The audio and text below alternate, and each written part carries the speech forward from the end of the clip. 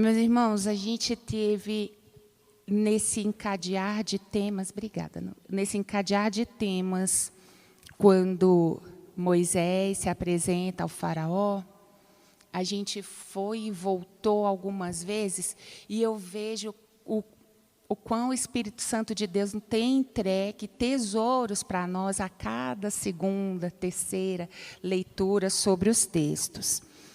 Em especial, é para dar o gostinho mesmo para quem não pôde estar. Na penúltima aula, Camila nos trouxe o ensino, e foi assim um voltar e desacelerar que abençoou muito a minha vida, quando,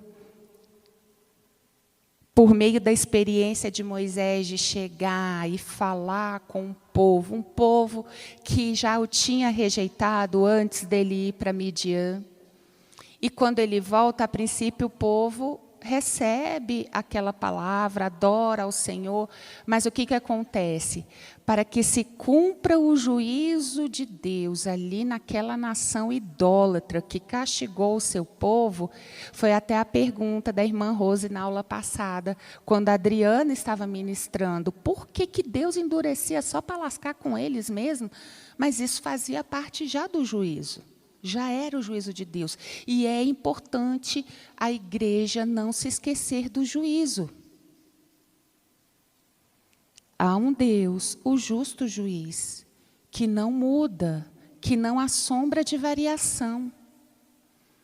E é sobre isso a aula de hoje.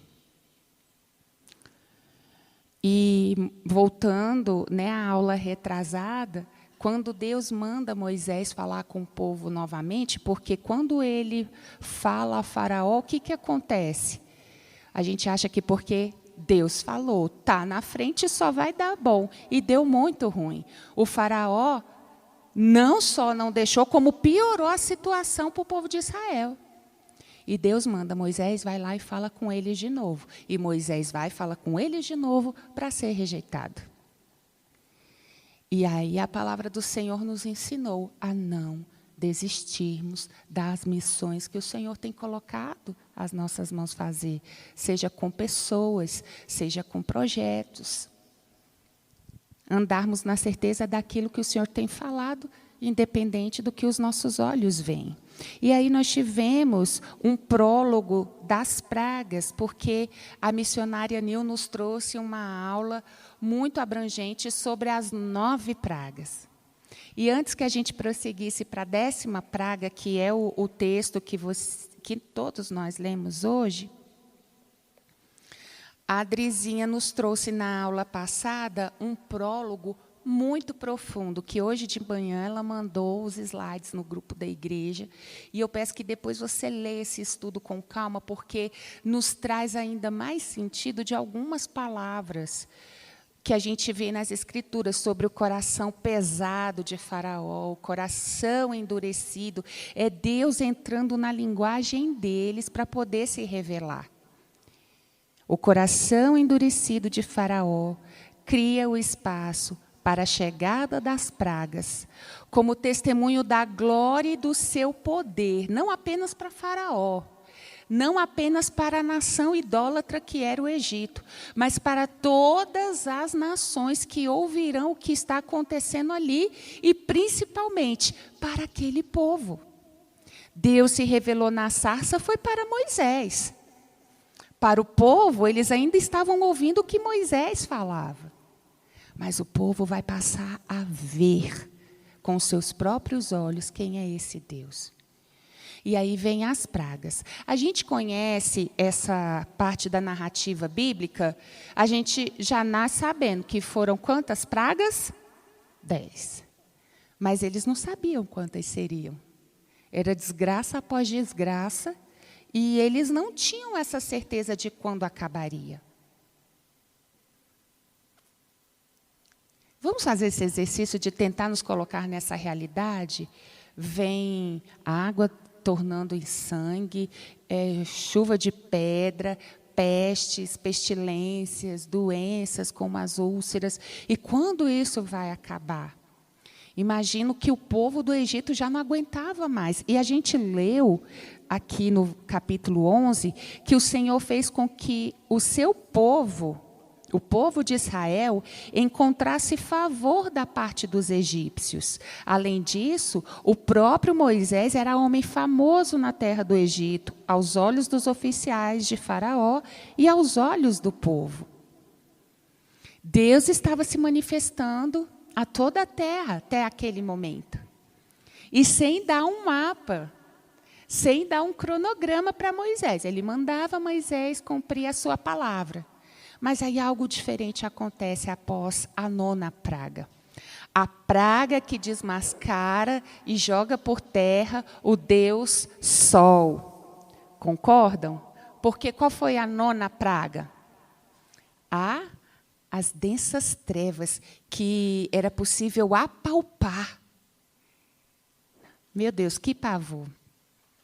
A palavra diz que os egípcios, eles passaram aqueles 3 dias sob densas trevas, sentados, eles não podiam nem se levantar. Uma coisa é quando a gente está dormindo com a janela fechadinha, para o sono ser gostoso, mas sempre tem uma penumbra, não tem? É uma fresta da porta, da janela, a luz do luar, o que quer que seja, você vê pelo menos o vulto da sua cama, dos móveis no quarto. A Bíblia diz que eram densas trevas que se podia apalpar, a ponto deles simplesmente ficarem sentados, esperando. Não existiam suítes, pelo menos, do jeito que a gente conhece hoje. Talvez precisavam ir na casinha lá fora para fazer suas necessidades. Gente, a gente passa os olhos assim, em alguns segundos, em situações que foram horas, dias, períodos entre uma praga e outra. O povo já estava calejado. Até porque, a partir de determinada praga, diz a palavra do Senhor, que Deus começou a fazer distinção entre os egípcios e entre o seu povo. As pragas não chegavam mais ao povo, as primeiras chegaram. Foi um sacode assim a Deus agindo na terra. E quando eles começaram a entender o que estava acontecendo, o Senhor começou a diferenciar o que acontecia com os egípcios e acontecia com eles. E pela primeira vez, quando Deus anuncia a próxima e última praga, que nós já sabemos e eles não sabiam, diz a palavra do Senhor. O Senhor disse a Moisés, capítulo 11, trarei só mais uma. E a gente sabe que essa era a pior das pragas. Eles não tinham ideia do que aconteceria. Eles não tinham ideia do que esta manifestação da glória e do poder de Deus estava para ensiná-los ao povo e à humanidade. Esse capítulo 11, que é o anúncio da 10ª praga, a mais terrível das pragas, ela traz uma série de ensinamentos. Hoje eu pedi que os irmãos lessem até o capítulo 12 para que entendessem o contexto do que estava acontecendo, mas nós não vamos esgotar o assunto hoje. Trarei só mais uma praga sobre Faraó, disse o Senhor, capítulo 11, versículo 1. Sobre Faraó e sobre o Egito. Então ele os deixará sair daqui, porque até que após a 9ª praga, que foi contra o Deus, cada praga era Deus desbancando os deuses do Egito, como a Adrizinha e a Nil nos explicaram aqui. Para cada praga, hoje a gente lê assim, parece que assim, Deus, hoje vão ser sapinhos, aí tome-lhe rã. Não. Tudo tinha um propósito, como tudo que está na palavra. Tudo tem um significado. E as meninas nos mostraram aqui cada deus sendo destronado perante o Egito. Os gafanhotos que devoraram tudo, as rãs, e cada um deles. A última foi o Deus Sol, o próprio Faraó, com a vinda das trevas. Deus estava maior do que o Sol. Deus repetidamente falando, Eu sou o Deus verdadeiro. E nesse primórdio de uma família numerosa que foi escravizada e está se tornando um povo, eu queria que nós lêssemos essa história a partir de um salto no tempo, que está em Deuteronômio. Você não desmarca a sua Bíblia, não, mas vamos lá no Deuteronômio, quando eles já estão para entrar na terra que o Senhor lhes deu, e o Senhor, por meio de Moisés, vai reprisando com eles tudo o que aconteceu. E esse texto aqui, em Deuteronômio, capítulo 6, sobre o grande mandamento, né? O Senhor já tinha dado os mandamentos a eles, e na hora da conclusão das palavras, esse texto de Deuteronômio, capítulo 6, versículos 4 até o 9, é a oração do chamar que os judeus fazem até hoje. Coisa mais linda. Escute, Israel. O Senhor, nosso Deus, é o único Senhor. Portanto, ame o Senhor, seu Deus, de todo o seu coração, de toda a sua alma e de toda a sua força. Estas palavras que hoje lhe ordeno estarão no seu coração. Você as inculcará a seus filhos e delas falará quando estiver sentado em sua casa, andando pelo caminho, ao deitar-se e ao levantar-se. Também deve amarrá-las como sinal nas suas mãos, e elas lhe serão por frontal entre os olhos, e você as escreverá nos umbrais de sua casa e nas suas portas. Nós estamos voltando no começo dessa história. Um povo está sendo formado, um povo está sendo separado para ser, como nós falávamos ontem aqui no Chá das Rosas, o último biscoito do pacote, a última bolacha do pacote, o alecrim dourado, aqueles que Deus colocou sobre cabeça e não por cauda, e um monte de baboseira que a gente pode falar aqui. Baboseiras que preenchem os púlpitos das igrejas, que preenchem a internet, que preenchem as campanhas, que preenchem as mandingas. Não, um povo chamado, um povo do qual nós hoje fazemos parte por meio de Cristo Jesus, os filhos da promessa que Deus fez a Abraão, que de toda tribo, língua, povo e raça, todos louvariam ao Senhor. Todos se sentariam à mesa de Deus. E o problema é que Israel deixou de se lembrar disso muitas vezes. Como a gente deixa de se lembrar disso. Ontem nós comentávamos aqui, Luluzinha trouxe uma reflexão muito propícia. A gente pensa errado porque o nosso pensamento, a nossa mente não foi transformada. Como Paulo lembra aos Romanos, transformai-vos pela renovação da vossa mente, não vos conformeis. Porque é só uma mente redimida que vai fazer os seus sentimentos, as suas emoções serem redimidas também. E a gente não vive essa maturidade. Como Israel não entendeu, a gente também não entende e a gente ainda replica aos nossos filhos. Você pede para um, pelo menos os meus são assim. Vamos orar, Davi? Vamos orar, Pedro? Vamos orar, Débora? Senhor, meu Deus, obrigado por essa comida. Que ela nunca falte na nossa mesa e que ela esteja boa. Ainda eu ouço umas coisas assim. E eu vou criticar os meus filhos que são pequenos, os adultos oram assim, meu Deus, vai na frente, põe o teu anjo lá, que esse homem me atenda logo, e que tudo se desembarace. E eu imagino como Deus correndo com um caderninho, anotando atrás, mais uma coisa, senhora? Um suco de laranja? Uma massagem nos pés? E precisamos voltar. E precisamos voltar à origem de tudo. Um Deus que fez juízo naquele povo. O Deus justo juiz, que não vive coadunando com o pecado. Um Deus que é amor na sua essência e que nos ama porque olha para mim e para você e não vê os nossos pecados, mas vê o sangue do Cordeiro perfeito, imolado. É sobre isso a última e mais terrível praga. Eles não tinham noção do que iria acontecer. Nem os egípcios, nem o povo de Israel.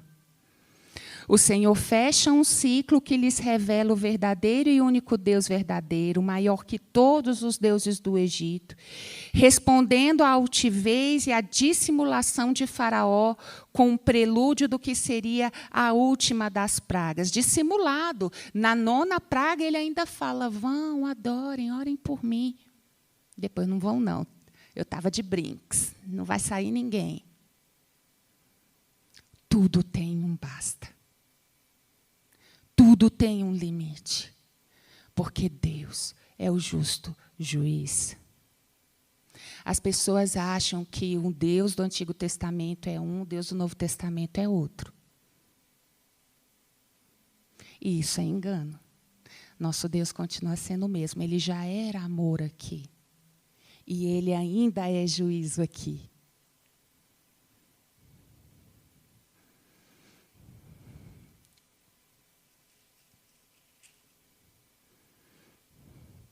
Então ele os deixará sair daqui. E quando deixar que vocês saiam, ele simplesmente não os deixará ir. É certo que ele os expulsará.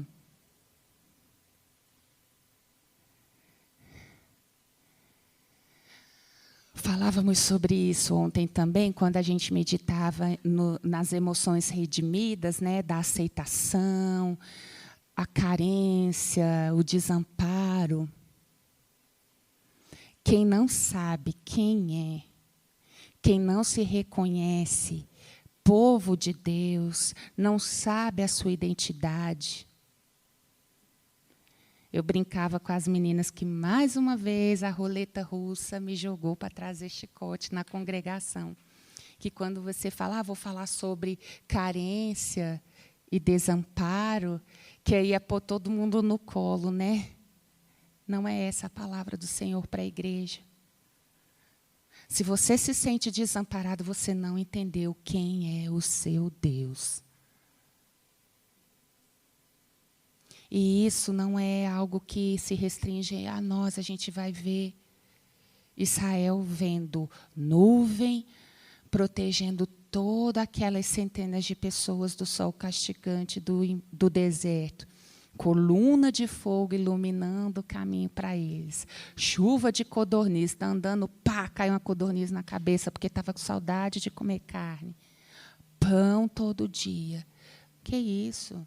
No Egito a gente tinha cebola, melão. Que papo é esse de dieta só de pão, pão, pão, pão, pão? E nós somos iguais. Mas voltando à última praga, e o desenho que vai se tornando para que o povo entenda o que vai acontecer. É certo que ele os expulsará totalmente. Fale agora aos ouvidos do povo que todo homem peça a seu vizinho e que toda mulher peça à sua vizinha objetos de prata e de ouro. Ou seja, preparem-se, é hora de partir. E foi assim que aconteceu. Porque assim diz o Senhor, versículo 4, perto da meia-noite passarei pelo meio do Egito. E todo o significado que essa palavra nos traz hoje, perto da meia-noite passarei pelo mundo que jaz no maligno. E haverá juízo. E o fato de você estar aqui neste templo não lhe exime desse juízo, nem a mim. Haverá grande clamor, versículo 6, em toda a terra do Egito, como nunca houve antes, nem haverá jamais. Porém, contra nenhum dos filhos de Israel, desde os homens até os animais, nem mesmo um cão rosnará, para que vocês saibam que o Senhor fez distinção entre os egípcios e os israelitas. E Moisés continuou, então todos esses seus oficiais descerão a mim e se inclinarão diante de mim, dizendo, saiam daqui, você e todo o povo que o segue. e depois disso sairei. E enfurecido, Moisés se retirou da presença de Faraó e não voltou mais. Então o Senhor disse a Moisés: Faraó não vai ouvir vocês, para que as minhas maravilhas se multipliquem na terra do Egito. Moisés e Arão fizeram todas essas maravilhas diante de Faraó. Mas o Senhor endureceu o coração de Faraó, que não permitiu que os filhos de Israel saíssem de sua terra. E até agora nada de anúncio do que será essa praga. Deus começa a falar com o povo. O povo está na expectativa. O que vai acontecer?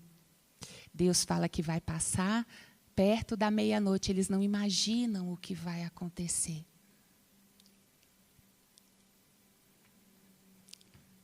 E o Senhor diz aos seus profetas, Moisés e Arão: este mês será para vocês o principal dos meses, porque será o primeiro mês do ano. Uma nova história está começando.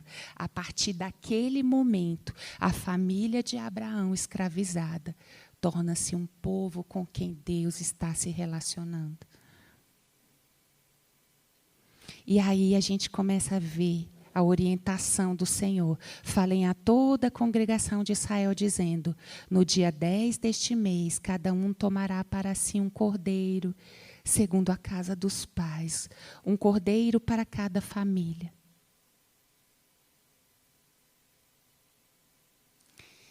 E aí a gente começa a ver uma série de significados. O cordeiro precisava ser sem mancha, sem defeito. Vocês guardarão o cordeiro até o 14º dia deste mês.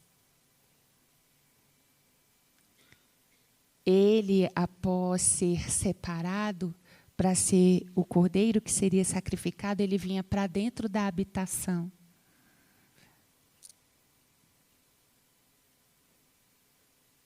Era como se tornasse um animal de estimação daquela família.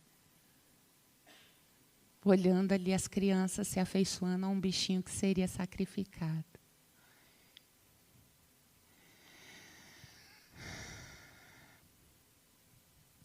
Um novo começo.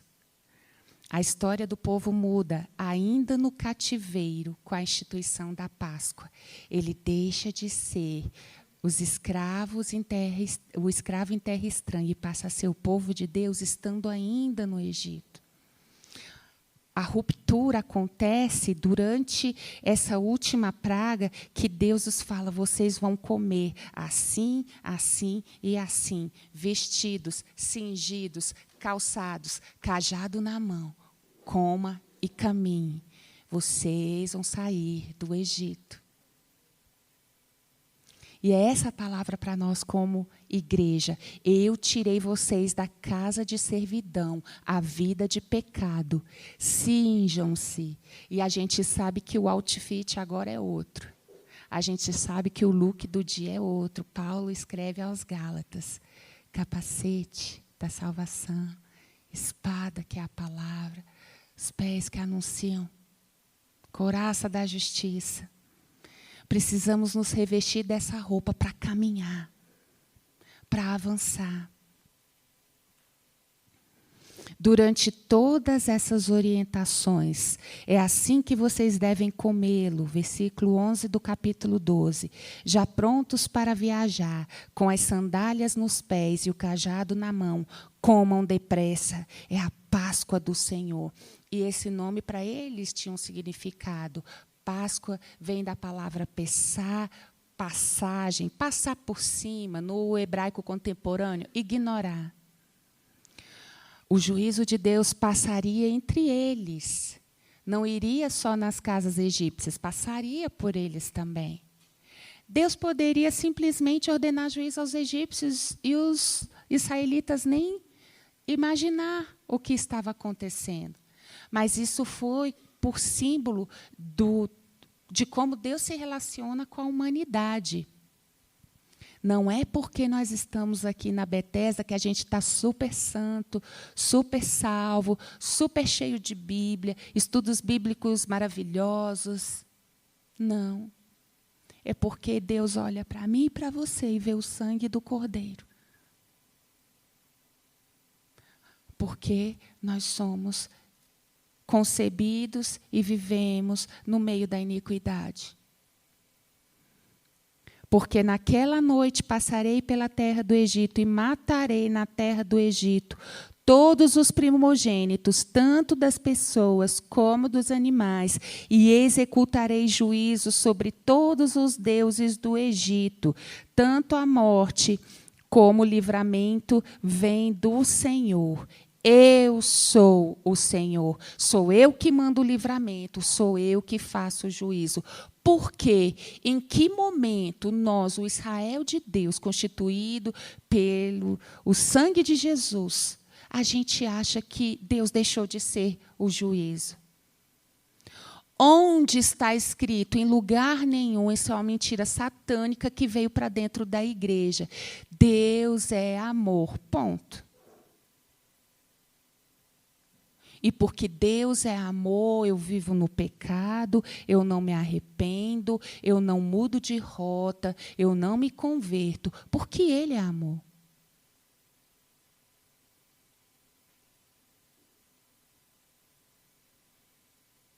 Não é popular essa mensagem.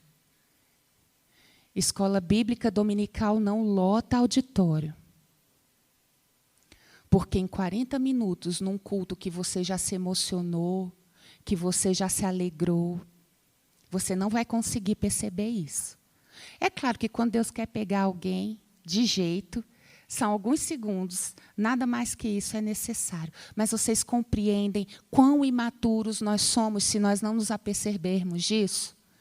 O quanto as nossas emoções vão continuar raquiticamente desnutridas?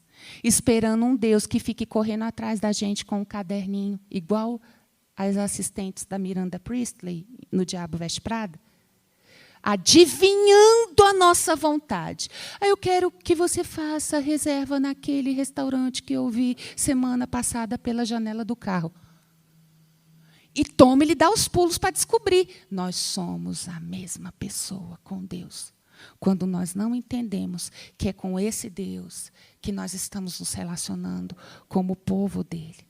E a história do povo vai mudar ainda no cativeiro com a instituição da Páscoa que nós vamos ver nas próximas aulas. Para que seus primogênitos fossem poupados, enquanto o juízo feria os primogênitos de Faraó e de toda aquela nação idólatra. Mas a Páscoa prefiguraria um momento em que nenhum primogênito mais seria morto, nem do Egito, nem dos israelitas. Deus já era amor desde antes da gente compreender o que é a Páscoa. E eu convido vocês a nós relembrarmos isso. Primeiramente, em Gênesis capítulo 3.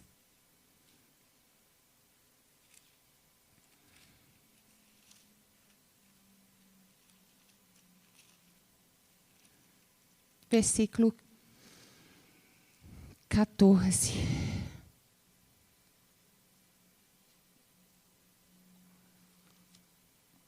Então o Senhor Deus disse à serpente: por causa do que você fez, você é maldito entre todos os animais domésticos e entre todos os animais selvagens.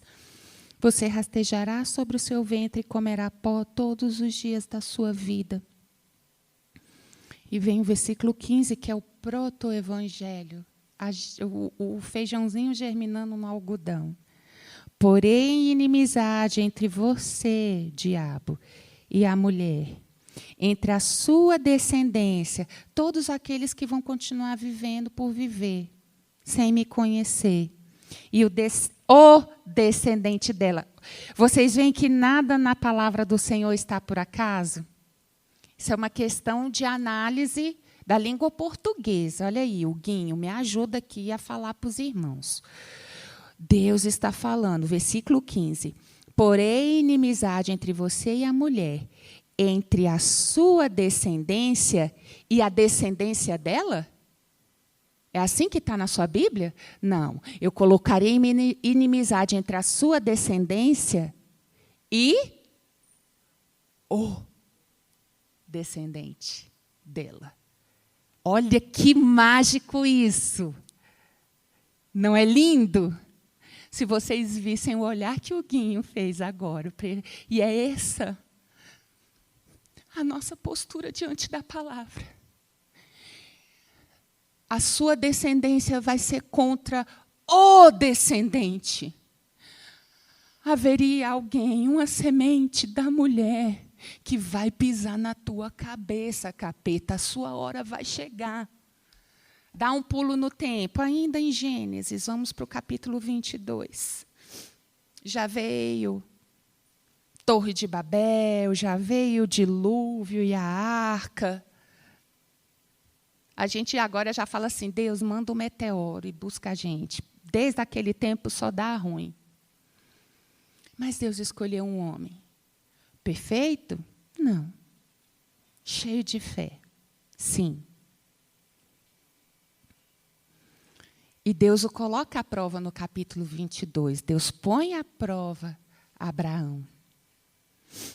Vamos ver os versículos 7 e 8? Porque Deus tinha falado no versículo 2. Pegue seu filho, Abraão, o seu único filho, Isaque. Já tinha Ismael. E Deus chama o seu único filho. O filho que fazia parte do plano que Deus tinha dado para ele. Ele esqueceu de dar o plano para Sara, né, o Abraão.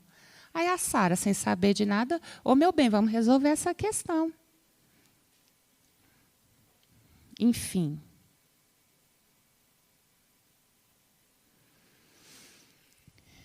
A quem você ama, vá à terra de Moriá e ali ofereça-o em holocausto sobre um dos montes que eu lhe mostrar. E Abraão foi, queridos. Versículo 5. Então disse aos seus servos, esperem aqui com o jumento. Eu e o rapaz iremos até lá, e depois de termos adorado, nós voltaremos. É um homem cheio de fé. Ele não estava entendendo, mas ele sabia quem era esse Deus com quem ele se relacionava. E ele fala para aqueles homens, nós vamos voltar. E Abraão pegou a lenha do holocausto e a colocou sobre Isaque, seu filho. Ele, por sua vez, levava nas mãos o fogo e a faca. Abraão levava o fogo e a faca. Assim,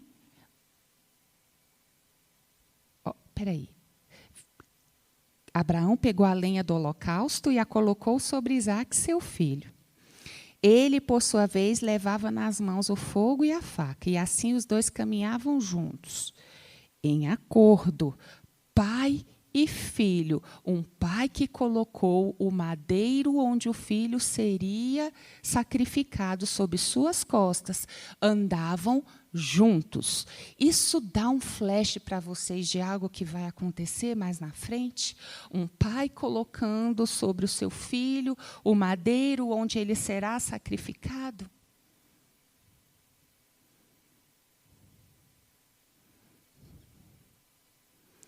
Mas até que Isaque rompeu o silêncio e disse a Abraão, seu pai, versículo 7, meu pai. Abraão respondeu, eis-me aqui, meu filho. E Isaque perguntou, eis aqui o fogo e a lenha, mas onde está o cordeiro para o holocausto? E Abraão respondeu, Deus proverá para si. E eu me lembro da aula que a Camila deu, mais um o. Deus proverá para si um cordeiro. Deus proverá para si o cordeiro. Você pode correr lá no Evangelho de João, capítulo 8, versículo 56. Ali naquele texto, a gente se lembra do Êxodo, quando Jesus fala, antes que Abraão existisse, eu sou.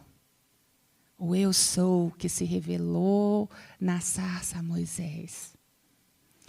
E nesse mesmo texto do Evangelho escrito por João, lá no capítulo 8, Jesus declara, Abraão viu o meu dia e se alegrou. É isso aqui. Deus proverá para si o cordeiro para o holocausto. E os dois seguiam juntos em acordo, e o resto da história, vocês sabem o que aconteceu. Falar sobre a Páscoa, igreja. Falar sobre a última praga do juízo de Deus sobre o mundo. É relembrar como o texto em Levíticos vai deixar grifado para nós. Sem derramamento de sangue, não haverá remissão de pecados. A graça, ela é imerecida, mas ela não é barata. A gente precisa compreender que há um juízo, e é porque o sangue de Cristo Jesus foi vertido por nós, e nós nos posicionamos, discípulos e seguidores daqueles que declaram que Jesus Cristo é Rei e Senhor. É isso que traz sobre nós o sangue de Jesus, como para ele simbolizava o sangue nos umbrais da porta, para que o anjo da morte visse e passasse por cima. Isso acontece hoje conosco. O sangue, se andarmos na luz, como ele na luz está, disse o apóstolo João, temos comunhão uns com os outros, e o sangue de Jesus Cristo, seu Filho, nos purifica de todo o pecado. Aqui no capítulo 12 de Êxodo, começa a separação, a santificação de um povo se inicia. Até então, ele achava, Deus gosta da gente, a praga está indo lá, não está chegando aqui. Tá, mas aí Deus fala assim, então, vocês serão, ele vai falar claramente, né? Luz para os povos, vocês vão fazer com que, vocês vão apontar para mim, para que todas as nações alcancem a salvação. Mas para isso há um caminho, e essa é a palavra para nós como igreja, o Israel de Deus, os filhos da promessa. Santifiquem-se. Separem-se. Aqui Deus começa a tratar com o povo. Aqui Deus começa a dizer, sede santos porque eu sou santo. Separem-se da vida do Egito. E aí a gente vai vendo todo o significado de cada ensinamento que Deus entrega para o seu povo. Por muito tempo foi considerado uma festa só. Aqui Deus explica com minúcias de detalhes que junto da Páscoa vem que momento? Que festa? Que depois eles vão celebrar? Que tradição? Quem conseguiu ler no tempo? Não. Quando a gente fez a leitura aqui hoje, quem conseguiu chegar até o final do capítulo 12? Ah, não, ela vai estar no capítulo 13, perdão. Celebrando a Páscoa, eles precisavam, na sequência, a dieta mudava para o quê? Os pães sem fermento. É por isso que tem gente na igreja que vai falar, isso não faz o menor sentido. Por este púlpito, não por vontade da Cíntia, mas porque o marido dela é um homem de Deus, qualquer um que chega fala. Chegou para visitar a igreja, Rodrigo, dá o microfone. Isso é prova para vocês, para ouvir e julgar. E teve um que passou por aqui e disse, você esquece, antes e depois de Mateus, Marcos, Lucas e João, o que importa é Jesus. Eu quase peguei um maçarico. Boca de Satanás. Não, pastora, não dou conta de ler Antigo Testamento, não. Ninguém dá, amada. Ninguém dá. Se apega ao Espírito Santo e vai. A primeira leitura de um texto como esse não tem menor... Ai, que bom que Jesus veio, que não vale mais nada disso. Eu falo ou você fala?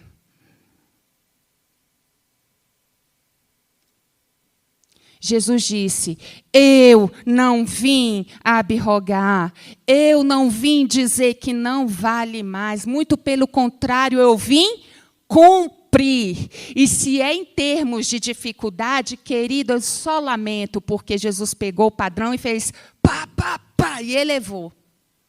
De forma que sozinhos a gente não consegue viver, só na virtude do Espírito Santo.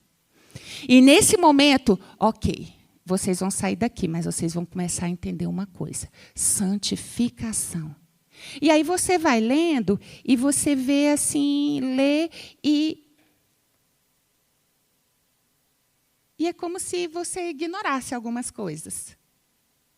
A gente vai ficando tão embriagado do amor de Jesus que a gente começa a ler assim, isso não conta, mas conta sim.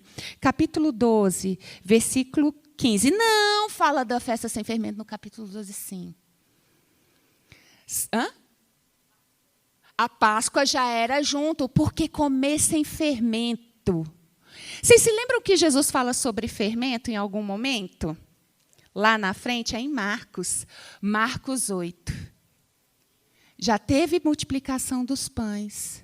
Depois disso, Jesus tem uma conversa cansativa com os fariseus, que queriam sinal, queria posicionamento de Cristo, queria que Cristo dissesse quem ele era, queria que Cristo fizesse outro sinal para que convencesse, queria que o pastor da igreja se posicionasse, queria que a placa da igreja falasse: aqui entra esse outro, porque são bonitinhos, cheirosinhos e fazem o que o checklist manda.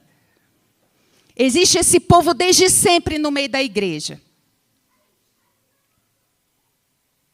E Jesus entra no barco depois dessa discussão com os fariseus e, falando com os discípulos, ele diz: cuidado com o fermento dos fariseus. Cuidado com esse fermento. Os discípulos entenderam do que Jesus estava falando? Não. Você pode ler na sua casa depois em Marcos 8. Fermento? Pão? Será que a gente não trouxe pão? Jesus, pelo amor de Deus, eu acabei de multiplicar pão. Vocês acham que é desse pão que eu estou falando? O fermento, a hipocrisia, a falta de discernimento, a pataquada. Você ouve Deus falando na sua palavra, daqui a pouco você está se alimentando de outras besteiras, e é tudo junto, e Deus fala em todo lugar, e Deus está em todo lugar. Isso é Egito. Isso é casa de servidão, isso é engano, Betesda.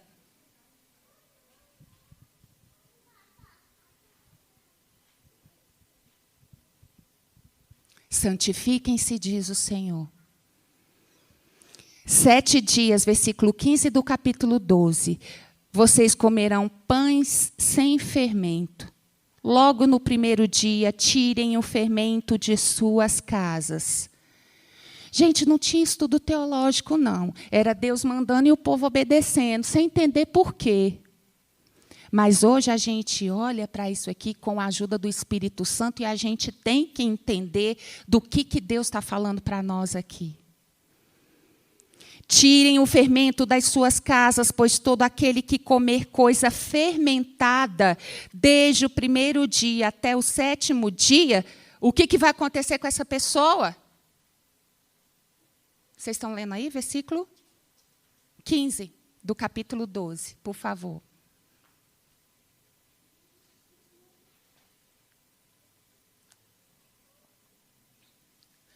Vocês estão celebrando o livramento de Deus. Um cordeiro está sendo sacrificado, o sangue dele está protegendo a casa de vocês da morte, do juízo. Tirem o fermento do meio de vocês. É todo ensino falso, é todo engano. Quem não fizer isso, vai acontecer o quê? Será eliminado do povo. Onde é que a gente está fazendo de levantar aqui o tapete e jogar? Aqui para baixo. Deus é amor. Blasfêmia. A gente quer fazer o efeito Jack o Estripador, né? A gente esquarteja a palavra, só guarda aquilo que nos interessa. A gente não quer, eu quero te conhecer, Deus. Quer me conhecer? Vamos sentar para conversar. E aí você abre a Bíblia. É por isso que estudar a Bíblia é chato. Quando a sua natureza está cheia de fermento. Quando está cheio de pão com fermento, te alimentando. Você está consumindo o que não é da vontade de Deus para a sua vida. Você está se alimentando de fermento. E aí é impossível você experimentar da purificação, da santificação, que te leva a andar em novidade de vida, num caminho que Jesus traçou para nós.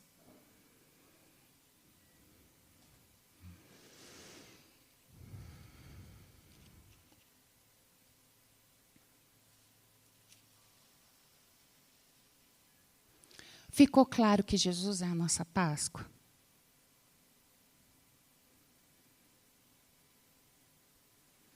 Isso aqui eu não preciso me dedicar a tentar convencer a igreja. Está muito claro que o Cordeiro, que de uma vez por todas não seria mais necessário morrer ninguém.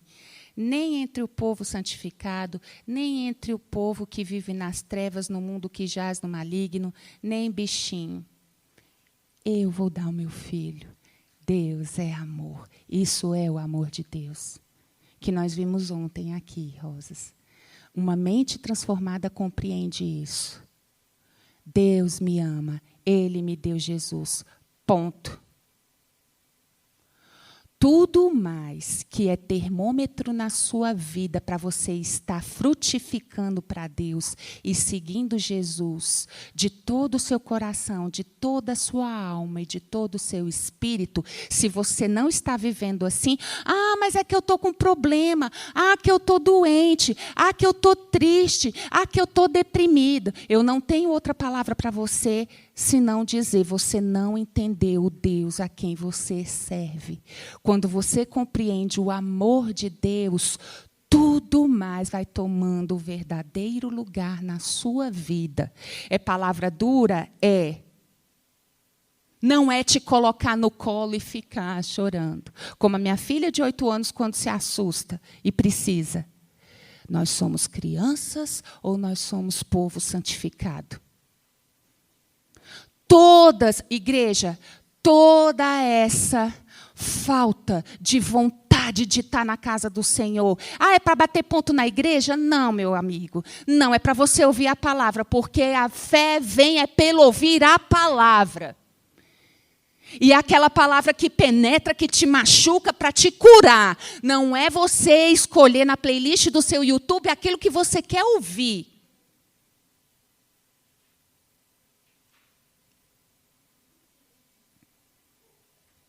A separação, a santificação desse povo vai começar aqui, onde se identificará quem é povo e quem não é, apesar de estar caminhando junto.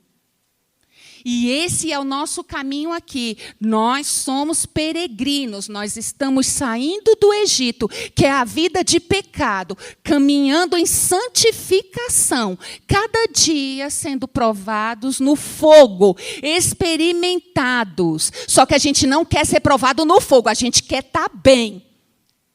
E se eu não estou bem é porque Deus não está ouvindo minha oração. É fácil falar, você tem isso, você tem aquilo. Não. Não é, minha irmã. Não é. Porque todo aquele que decidir seguir a Cristo padecerá tribulação, Paulo escreveu a Timóteo. Esse texto é ignorado. Mas a gente está muito doente. Mas a gente está sendo muito perseguido. Mas a gente está passando muito problema. Some. Mas Deus não me dá aquilo que eu preciso. Toda vez que isso é o que preenche a nossa boca, a nossa mente, você está falando, você não sabe ser Deus na minha vida.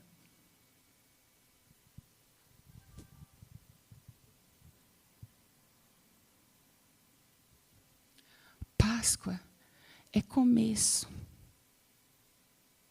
É Deus falando, querem ser o meu povo? Façam isso aqui. quem vai querer? Fácil não vai ser.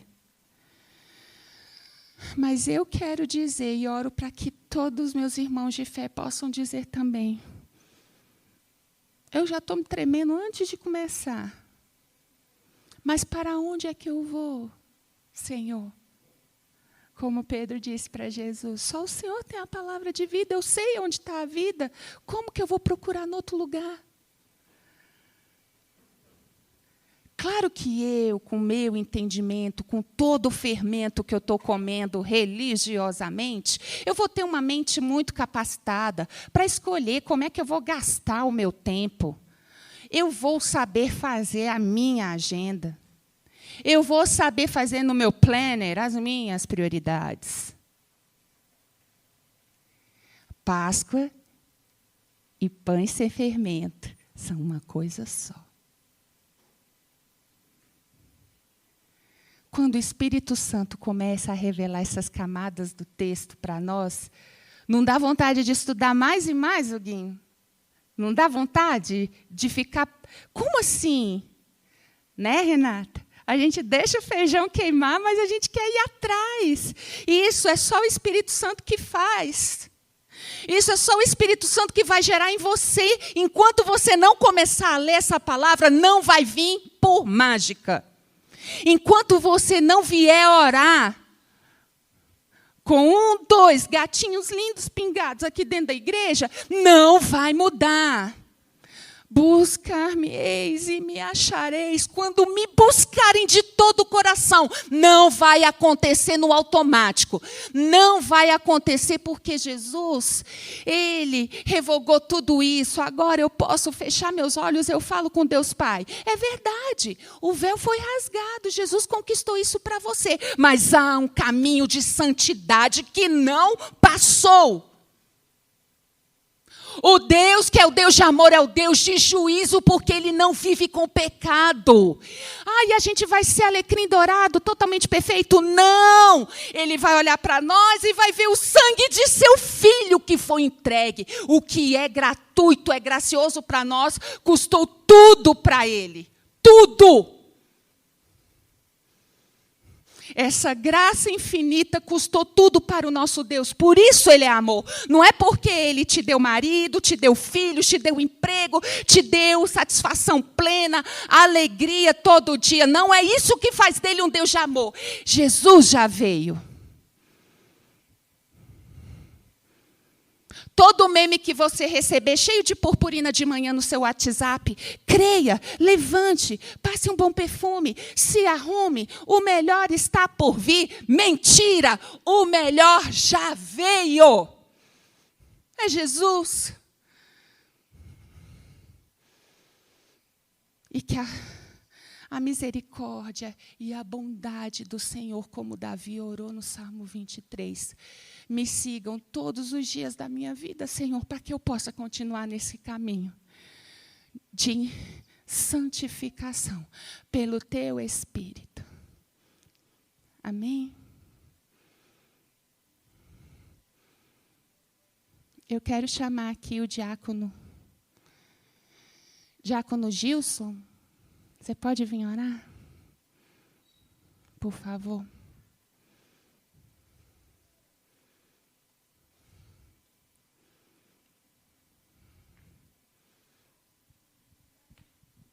Paz do Senhor. Senhor, nós te louvamos por esta manhã na tua presença, por tantos irmãos aqui, Senhor, aprendendo de ti, ouvindo da tua palavra, que os adolescentes, Senhor, também ouvindo de ti.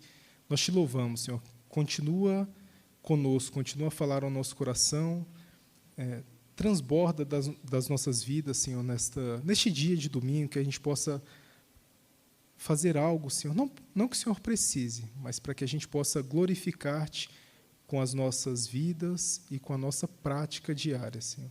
Que a palavra que a Cíntia compartilhou aqui com os meus irmãos, que a maior parte eu não pude me atentar, Senhor, mas que fale ao coração de cada um deles e que isso possa transbordar para vidas, primeiro para as que aqui estão, Senhor, e depois para aquelas vidas que estão à volta dos nossos irmãos. Fica conosco, Senhor. Continua conosco, em nome de Jesus. Amém.